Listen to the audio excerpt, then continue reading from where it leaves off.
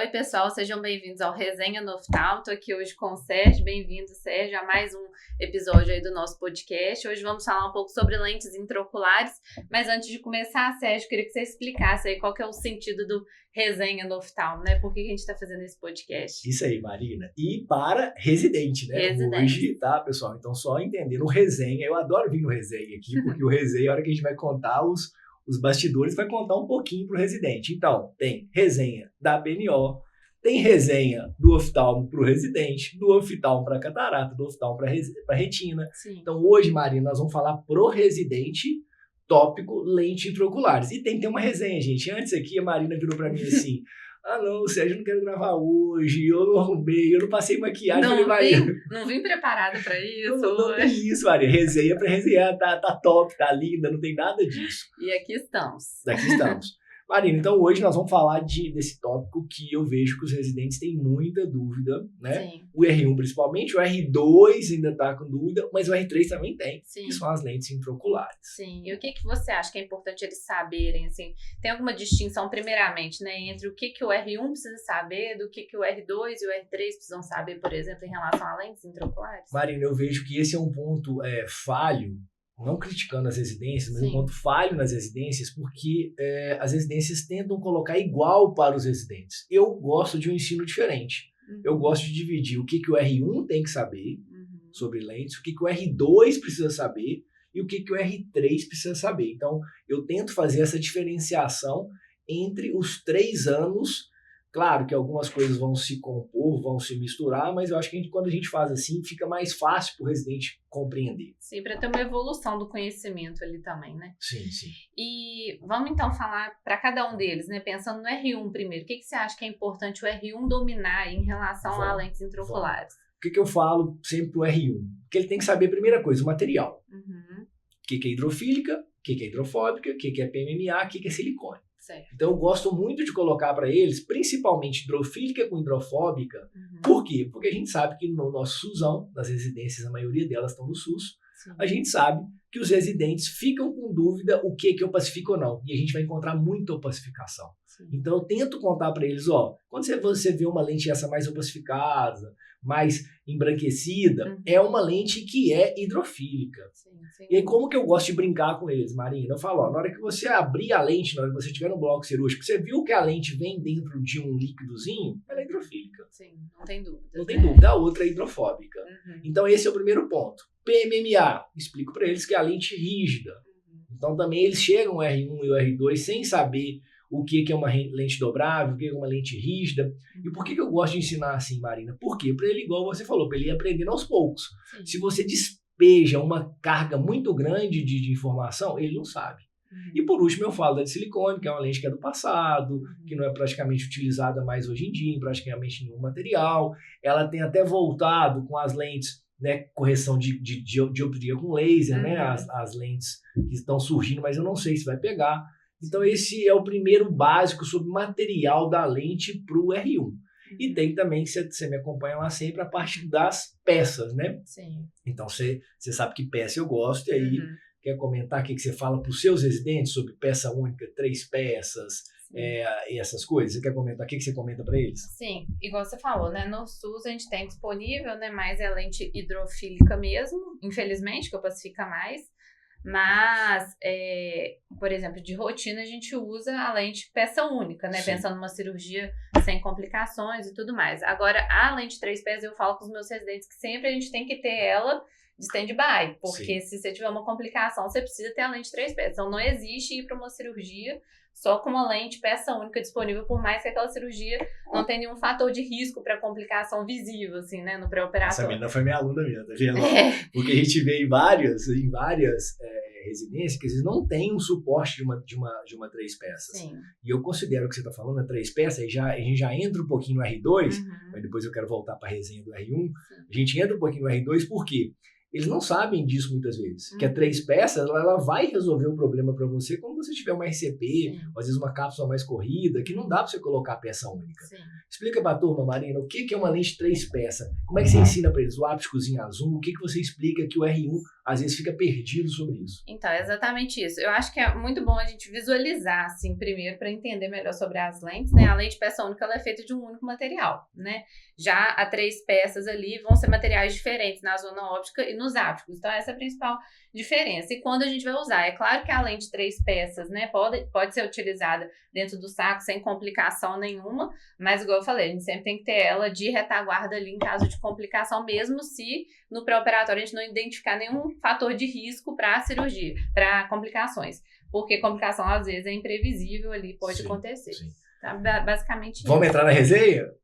Ô, gente, o que é a pegadinha que eu adoro fazer com o meu R1 na hora que ele tá passando pro R2? Eu pego um paciente com aquela lente branca, opacificada, hidrofílica, etc., viro pra ele e falo, que catarata é essa? É uma catarata branca ou uma catarata morta? Clássica. Essa é a resenha clássica, assim, não é pra sacanear o R1, tá, gente? É pra o residente saber que tem essa opacificação.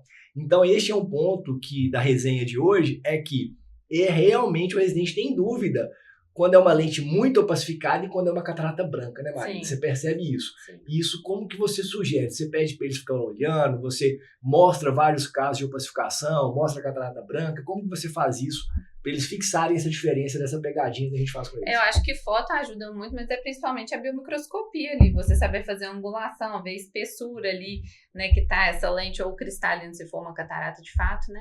Mas eu acho que principalmente é o exame oftalmológico que você faz ali na hora, né? Alguma coisa diferente que você faz? Não, é isso mesmo, é mostrar e para mim isso é o básico. E eu vejo que muitas vezes eles têm dúvida, tá? Sim. Vamos entrar no R2? Vamos. Tá. O que é importante, então, para o R2 saber sobre lentes intraoculares? Tá. O R2 aí é o momento que ele está começando a operar, tá? Então ele tem que realmente já saber mais sobre esse tipo de lente dobrável. E na hora que ele sabe que uma lente hidrofílica, se o serviço dele é um serviço de lente hidrofílica, essa lente chicoteia na hora que ela entra. Sim. E a gente vê muitas vezes acontecer, na hora que ele está colocando a hidrofílica, ela chicoteia, o que acontece? Rompe a cápsula posterior. Então esse aí é o ponto principal que eu coloco pro R2 quando ele está começando a operar, que é essa diferenciação. Se o serviço dele é hidrofílico, ele tem que colocar a lente muito lentamente, para ela não chicotear. Às vezes até colocar na câmera anterior, para ele aprender a colocar, e depois o preceptor colocar. Então esse é o primeiro ponto que eu falo. Da hidrofóbica, né? Então a gente tem que tomar o cuidado com a hidrofóbica quando ele não dobra, ok? Ele não dobra os dois ápticos da lente, que é aquele chamado do super-homem. Então às vezes ele vai de uma vez, a hidrofóbica, às vezes ela pode ir de uma vez, tá, gente? Isso é importante que você saiba. Ela não chicoteia, só que na hora que ele tá com esse bracinho do super-homem, ele vai de uma vez, ele vai e rompe também. Sim. Então são os dois tópicos iniciais, assim, que eu falo básico pro R2, saber quando ele vai começar a implantar. Então aí na hora que é o R2, na hora que a gente tá falando de lentes, eu já entro mais, Maria, na prática, no dia a dia, no que o residente tem que fazer na hora que ele está na cirurgia. Porque quando começa de fato, né, a operar e ter experiência cirúrgica em si, né, que é no R2 geralmente. Sim, quando ele começa a operar. E o R3, o que vai ser importante ele saber? O R3, mas antes de entrar no R3, eu queria comentar um pouquinho sobre a lente PMMA, ok? E mais um pouquinho sobre 3 peças. Então o R2, ele tem que entender que a de PMMA é lente rígida. Eu não gosto, não é a minha opinião, que abra a córnea para quando vai colocar uma lente PMMA. Sim. Porque, gente, quando que a gente tem que colocar uma lente PMMA e por que eu falo que é no R2 ele tem que saber um pouquinho? Por quê? O R2 é o período que você vai ter mais complicação. É porque é quando começa a operar. É quando você começa a operar. E quando você tem mais complicação, às vezes o paciente vai ficar fáscico. Sim. Às vezes você tem uma cápsula Rex que não te permite colocar, teve ruptura, e você tem uma cápsula Rex que não te permite colocar uma lente de 3 peças. Sim. Então, às vezes, você tem que colocar uma lente PMMA. Você tem que estar muito ciente de colocar uma lente PMMA. Se era um paciente que tinha um 20/30, um 20/40, se você abre a córnea desse paciente, a gente vai ter, além do autoastigmatismo, que você pode até manejar, mas você pode ter as famosas aberrações de alta ordem, que o residente não sabe. E nessas aberrações de alta ordem, o paciente vai ficar te queixando no pós-operatório. Então isso é muito importante, Marina. Então, se não for possível colocar, né, uma lente PMMA, precisar de uma lente PMMA, não é possível colocar uma lente de 3 peças, Eu recomendo, gente, fazer um túnel escleral para colocar essa lente PMMA. Para diminuir o máximo possível essas aberrações. Não vai ter aberração de alta ordem porque você está abrindo o túnel escleral. Você está abrindo na esclera, pode ter só... Não vai estar abrindo córnea, só astigmatismo. Então esse é um ponto muito importante que eu chamo a atenção para o R2 e já na transição do R3. Né? E do R3, o que vai ter de diferente em relação ao R2? Aí do R3 eu já acho que aí ele já... dá para ele começar a fazer alguns passos dessas complicações mais simples, né? Ele aprender a colocar uma lente de 3 peças, dele aprender a colocar uma lente PMMA. Então já é uma fase mais avançada. Eu não acho que é o momento dele fazer fixação escleral, entrar em lentes de fixação escleral, mas ele tem que entender isso que a gente explicou para o R2. Sim. Ele aprender com o R2 como preceptor, para no R3 ele começar, professor, tá aqui, o paciente teve RCP, mas foi uma RCP tranquila. Vamos fazer um túnel escleral? Vamos, que ele já tinha que ter aprendido lá na extracapsular? Vamos colocar essa lente? Vamos fazer uma 3 peças? Professor, como que eu capturo a zona óptica? Né? Então, são tópicos assim que eu já considero um dos tópicos para o R3. Tem mais. Sim. Quais outros tópicos assim? Quer comentar alguma coisa antes? Alguma coisa que você conta para os seus residentes? Porque essa moça, gente, como eu falo para vocês, todo resenha, né? Eu acredito nessa moça demais. Catarata congênita, chefe da catarata congênita, top. Então eu gosto também que ela conte um pouquinho da experiência cirúrgica dela, não só a minha. Sim. Alguma coisa que você comenta? Aproveitando até para falar um pouco de catarata congênita, porque a gente falou sobre materiais de lentes, eu gosto de sempre destacar que a importância da gente sempre colocar uma lente hidrofóbica nessas crianças, porque são crianças que vão passar aí um longo tempo de vida com essa lente. O objetivo é não ter que trocar essa lente ao longo da vida. Sim. Então a importância de sempre colocar uma lente hidrofóbica, igual, por exemplo, no SUS, a gente não tem, por exemplo, no serviço onde eu trabalho, lente peça única hidrofóbica, só hidrofílica. Então eu opto, por exemplo, de usar sempre lente 3 peças por ser hidrofóbica, sabe? Entendi. E para evitar mesmo o risco de complicação, de opacificação, né, ao longo do tempo, exatamente. Érica, quanto tempo, gente? Só pra gente saber. Então tá tranquilo, dá pra gente falar. Marina, outra pergunta que você tinha me falado, então pro R3, assim, eu acho que o residente não pode terminar a residência sem saber lentes premium. Isso que eu ia perguntar, lentes premium também é um tópico importante, mesmo para residentes. Ele não tem que saber quando indicar, ou saber sobre OPD, sobre aberrometria, quando contraindicar, as coisas mais avançadas. Mas ele tem que conhecer o que é uma lente trifocal, o que é uma lente bifocal, o que é uma lente de foco estendido, o que é uma lente tórica, como que é essa correção da lente tórica. Tanto que ele tem que saber isso para a vida dele, para quando ele chegar no consultório, porque isso é cobrado na PNO. Sim. Né? Então isso é cobrado, tá na matriz lá do CBO. Então, ele tem que saber. Então, na hora que chega no R3, além desses itens que a gente falou, né, sobre o tipo de lente, como colocar em caso de complicação, a gente tem que saber um pouco sobre essas lentes. E aí eu te conto como que eu faço com meus residentes. Você quer falar alguma coisa antes? Não, pode contar. Como que você faz? Pessoal, como que eu faço? Como que eu sugiro para vocês que estão assistindo a gente aqui no Resenha? Eu peço o residente, na hora que ele chega, para ele indicar a lente do paciente que está no SUS, mesmo ele não indo implantar aquela lente, porque tem no SUS. Tem para ele fazer o raciocínio. Raciocínio e me apresentar, tá? Eu peço para ele me apresentar qual lente que ele indicaria. Tem um astigmatismo que é corneano. Eu ensino ele a entrar na calculadora, na Barrett e na Johnson, por exemplo, na Barrett, não posso fazer propaganda aqui, né, gente?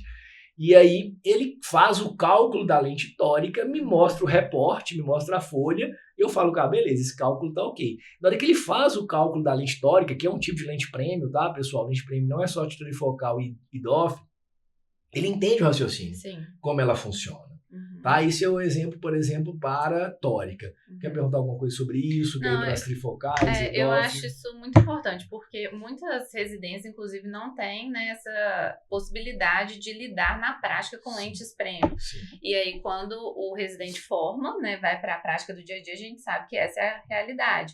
Então, eu acho que isso que você faz é ótimo para o residente já ter esse conhecimento da prática ali, como vai funcionar depois da formação. Isso. Outra resenha, tá, gente? Resenha dos bastidores. A gente sabe que os laboratórios, alguns fornecem lentes para os residentes. Sim.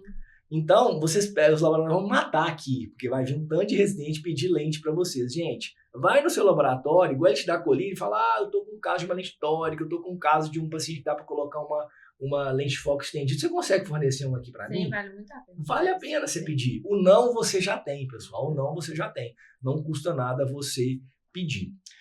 EDOF trifocal ou mais alguma coisa? Não, acho que é isso. Pessoal, aí o que eu acho que o residente tem que saber sobre EDOF, sobre foco estendido trifocal? É o mínimo quando indicar, não saber, igual eu falei, a berrometria, essas coisas. Mas, por exemplo, entender que é um paciente que está lá com um glaucoma. Ele tem um glaucoma hipermediário, que não é tão avançado.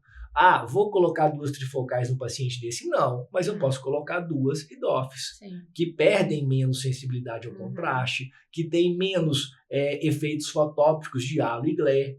Então isso aqui ele tem que saber isso. Saber que não dá para colocar um paciente com glaucoma avançado, com a retinopatia diabética avançada, com edema macular, uma trifocal.